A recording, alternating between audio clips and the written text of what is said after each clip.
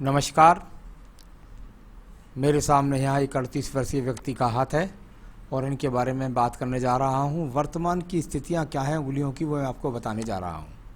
यहाँ पर यदि मैं देखता हूँ तो इनकी कनिष्ठा उंगली पर शंकु का निशान बना हुआ है और साथ ही साथ यहाँ पर यदि मैं देखता हूँ तो वो रेखाएं जो व्यक्ति की मानसिकता के लिए जानी जाती हैं, यानी कि अगर मैं देखूँ तो बिल्कुल मानसिक पर्व ठीक है, लेकिन व्यवहारिक पर्व पर कुछ यहाँ रेखाएं वर्तमान में काट रही हैं।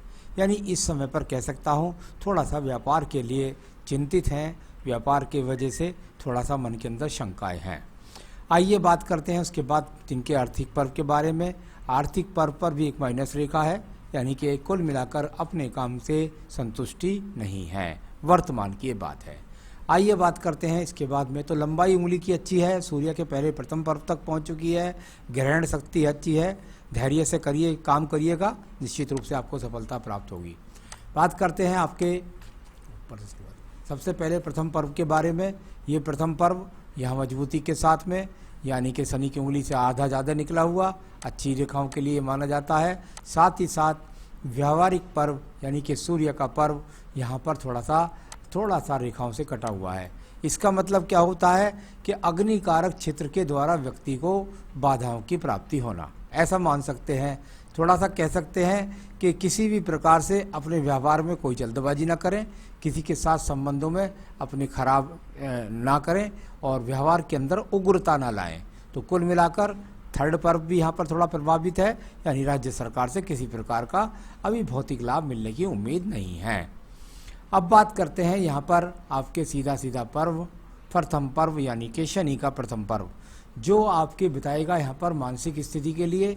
मानसिक स्थिति को कुल मिलाकर ठीक है, किसी प्रकार के रोग के लिए कह सकता हूँ कि थोड़ा चटक है इसके लिए, तो थोड़ा बहुत रोग आपको परेशान कर सकता है, हल्की सी चटक है इसके अंदर। और ये सेकंड पर्व यहाँ पर थोड़ा सा प्रभावित लगता है। भौतिक पर्व की स्थिति पर भी माइनस रेखाएं हैं, यानी कुल मिलाकर के शनि का सेकंड पर्व जो माना जाता है व्यवहार के अंदर। जब इस तरह के व्यवहार के पर्व की बात होती है तो शनि एक तरह से व्यापार का कारक भी होता है। कहीं ना कहीं ऐसा कह सकते हो कि थोड़ा सा लेन देन में सतर्कता बरतें, किसी जगह गलत इन्वेस्टमेंट ना करें वरना नुकसान होने के संकेत हैं।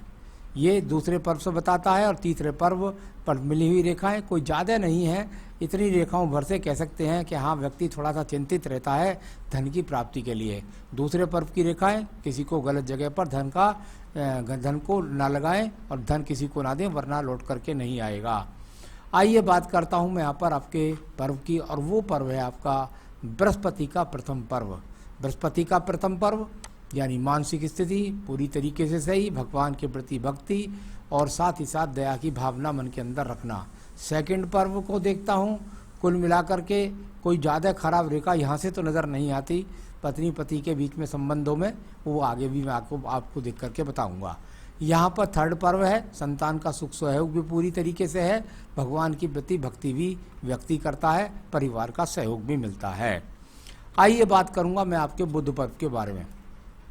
बुध का पर्व आपके जीवन में बताएगा आपके धन की वर्तमान स्थिति के लिए। जब मैं आपके बुध पर्व पर देखता हूँ तो देखिए ये रेखाएं जब बहाव रूपी रेखाओं के रूप में आती हैं, ये अगर समानांतर रूप से नहीं होती हैं तो रास्ता भी व्यक्ति का टेढ़ा बेढ़ा होता है। यानी कुल मिलाकर के प्रयास करते हैं, मेहनत करते हैं, भागदौड़ करते हैं, क्योंकि कहीं ना कहीं ये मंगल पर्व से रेखा जा रही है बुध पर्वत तक, और उसके द्वारा अपने साधनों को बनाते हैं। यानी आपके हिसाब से साधन बनाने के लिए अभी अपने आप से आप संतुष्ट नहीं हैं। कुल मिलाकर के कहीं ना कहीं आप विचलित हैं अपने धन की स्थितियों को लेकर के। ये वर्तमान की स्थिति यहाँ पर दिखलाई पड़ती है। तो अच्छे धन के आगमन यहाँ पर नहीं है। साथ ही साथ जब इस पर ऐसे टेढ़ी बाकी रेखाएं जाएं तो व्यक्ति को थोड़ा सा, क्योंकि ऊपर भी उंगली पर कुछ निशान थे, थोड़ा सा अपनी बुद्धि पर नियंत्रण रखना चाहिए, जल्दबाजी से बचना चाहिए। आइए बात करता हूँ सूर्य के पर्व पर। सूर्य का पर्व और राजनीतिक क्षेत्रों से लाभ लेने के लिए, कार्यों से सफलता प्राप्त करने के लिए यहाँ से रेखाएं निकलती हैं और जाकर के उंगली के मध्य में पहुँच जाती हैं। यानी व्यक्ति मेहनत कर रहा है, कर्म कर रहा है और उस कर्म के द्वारा किसी भी प्रकार का बहुत मजबूती के साथ फल नहीं मिलता।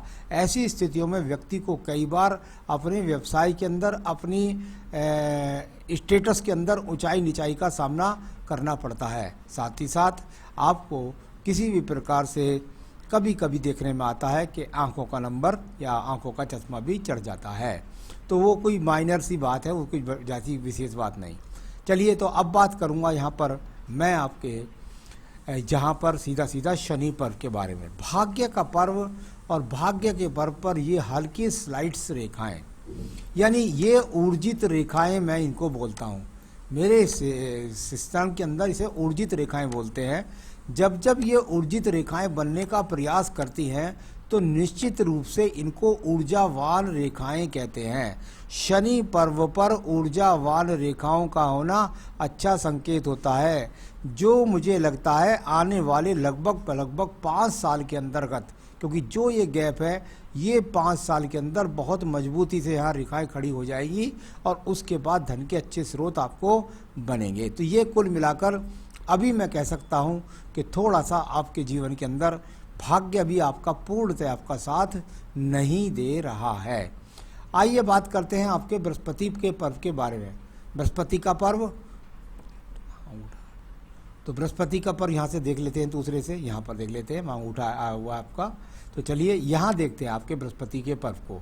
जब बृहस्पति के पर्व को हम देखते हैं तो उससे एक राहु रेखा का मुंह खुल करके इस तरह से आ रहा है। जब ये इस तरह का कहते हैं भाई आड़ी रेखा आकर के राहु का सा मुख खोल देती है या जाने का प्रयास करती है, तो कुल मिलाकर इसका मतलब होता है कि व्यक्ति का वर्तमान के अंदर जो धन के आगमन है उस पर ग्रहण लगा हुआ है। बहुत सारी आड़ी टेढ़ी तिरछी जो रेखाएं हैं ये कहीं पर किसी भी फल को कम करती है। कभी कभी देखने में आता है जब इस प्रकार का बृहस्पति पर्व ज़्यादा हो जाता है खराब, तो पति पत्नी के संबंधों में खराबी के लिए दर्शाया जाता है। तो कृपया करके यहाँ पर थोड़ा सा यदि कुछ हो तो पति पत्नी के संबंधों से संबंधित हो सकता है।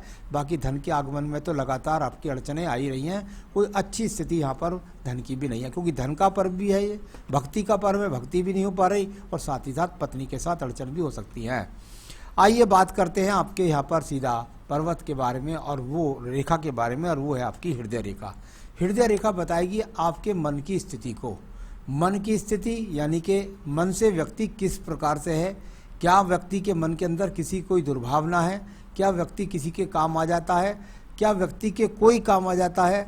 इतनी व्यक्ति की मजबूत स्थिति नहीं है जो किसी के काम आ सके और या कोई उसके काम आ सके, दोनों ही स्थितियों में यहाँ पर स्थिति ठीक नहीं है। कुल मिलाकर हृदय रेखा के अंदर बृहस्पति पर्व को है, मन के अंदर ज़्यादा बुरी भावनाएं नहीं रखता है, किसी प्रकार के रोग के भी यहाँ पर कोई खास संकेत नहीं है, तो गहन रोग कुछ भी नहीं, मन बहुत सुंदर।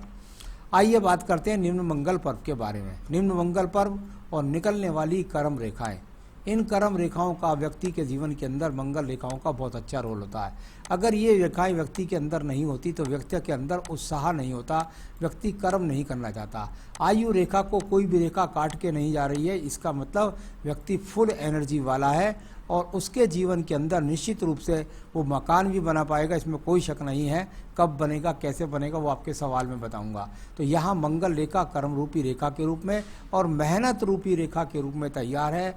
साथ ही साथ आपके अंदर एनर्जी देने वाली ये रेखा है।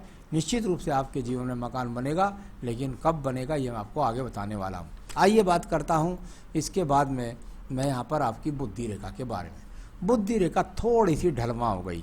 जहाँ मैंने कनिष्ठा उंगली में कमी पाई, जहाँ मैंने बुद्ध पर्वत में कमी पाई, वहीं बुद्धि रेखा के अंदर भी मैंने कमी पाई।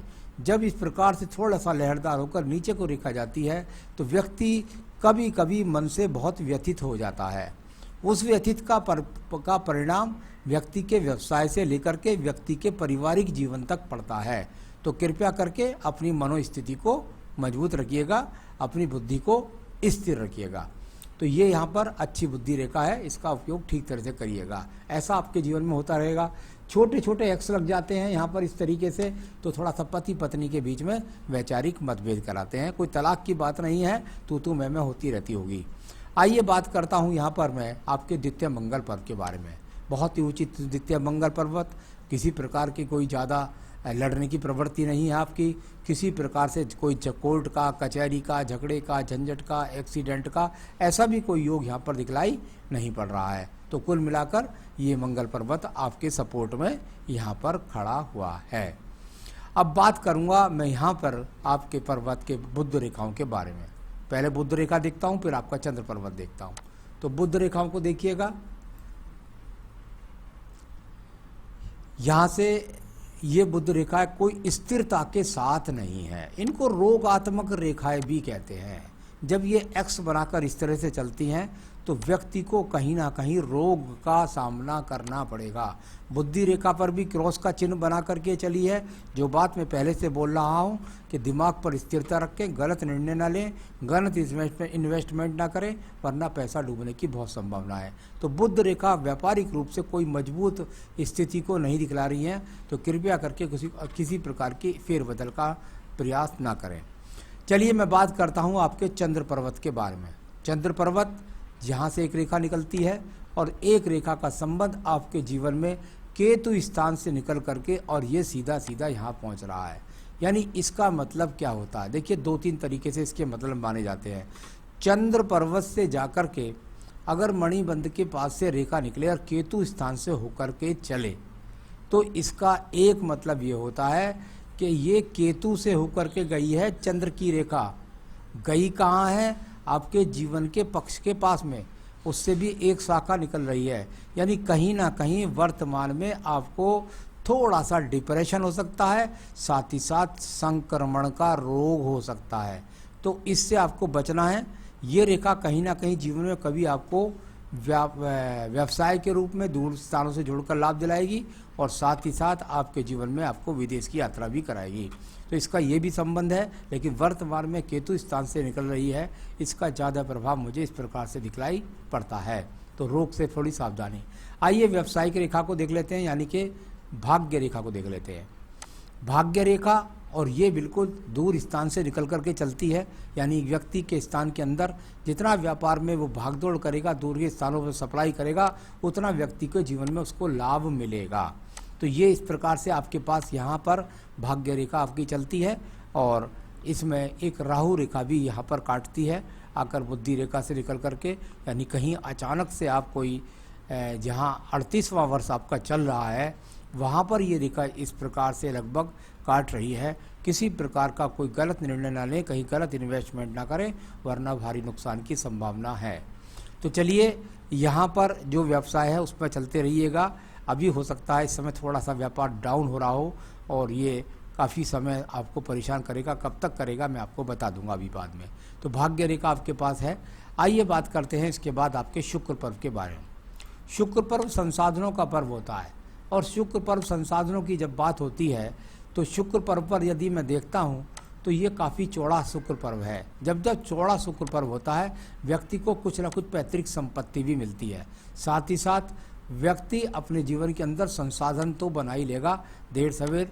कोई इसके अंदर ऐसे विशेष बुरे चिन्ह नहीं दिखाई पड़ते जिसके द्वारा मैं कह सकूं कोई जीवन के अंदर कोई विशेष रूप से आपको ज़्यादा परेशानी का सामना कर रहा है। एक मछली का सा चिन्ह बनाने का प्रयास करती है ये केतु से स्थान से निकल करके दूर स्थानों से मिलने वाली रेखा।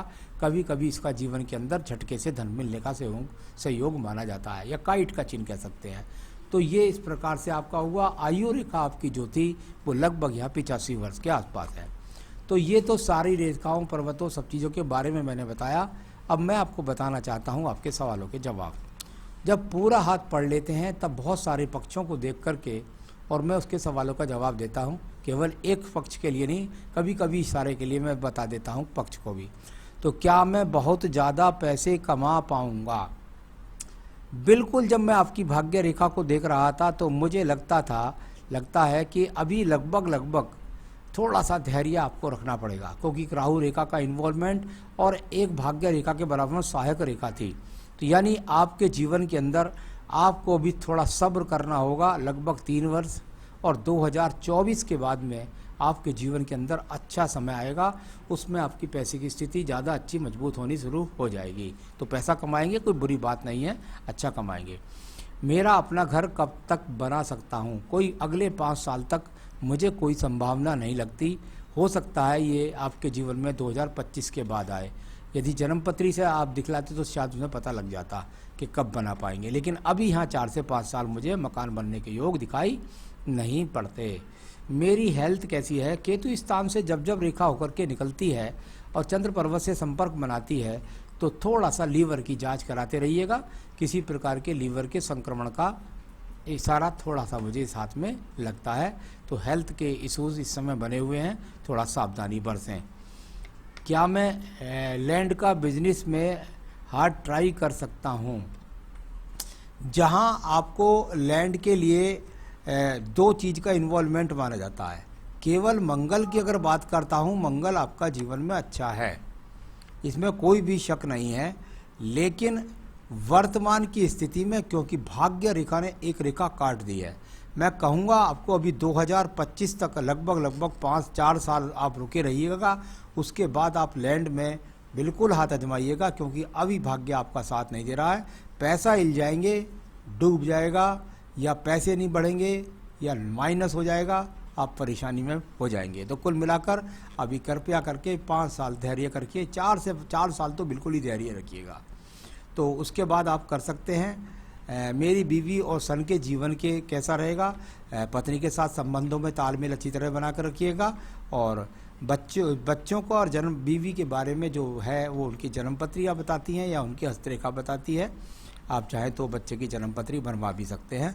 तो कुल मिलाकर के उनके जीवन में कैसा बच्चा रहेगा वो सब उससे पता लगेगा। तो क्या मैं कभी पॉलिटिक्स में ट्राई कर सकता हूँ? हाँ, बिल्कुल कर सकते हैं, लेकिन वही सवाल है, अभी नहीं, 4 से 5 साल नहीं। तो कुल मिलाकर के अभी धैर्य रखिएगा। जो व्यवसाय है उसे प्रेम से करते रहिएगा, क्योंकि उसमें भी उतार चढ़ाव के संकेत वर्तमान में हैं। अलग जगह पर कहीं इन्वेस्ट मत करिएगा, वरना भारी नुकसान करना पड़ेगा। तो ये सब मैंने आपको बताया। अब मैं बताऊंगा आपको सही निर्णय शक्ति कैसे पैदा करें। एक पन्ना बेहतरीन सा आप कनिष्ठ उंगली में पहनिएगा। ये आपके अंदर निर्णायक क्षमता को बढ़ाएगा, धन के आगमन को बढ़ाएगा। सही निर्णय लेकर के आप सफलता प्राप्त करेंगे। तो नग बनता है आपका पन्ना, आप चाहें तो मुझसे मंगवा सकते हैं। मैं सर्टिफाइड रतन आपको यहाँ पर पहुँचा सकता हूँ।